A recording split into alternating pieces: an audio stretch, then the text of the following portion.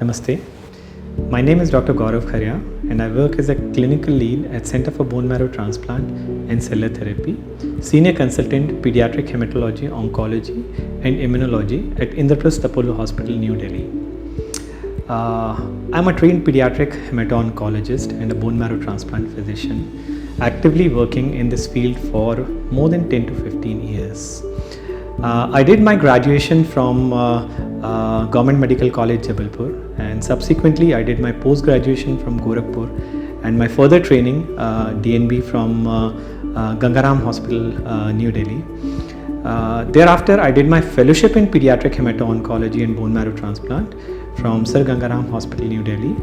Thereafter, I moved to UK to pursue my further training, as bone marrow transplant and cellular therapy was my area of interest. So I moved to the Newcastle upon Tyne to pursue my training in pediatric hematology, immunology and bone marrow transplants. I worked there for a year, following which I moved to Imperial College London, where I worked for another year and looked after patients suffering from pediatric hematological disorders and also looked after patients undergoing bone marrow transplant.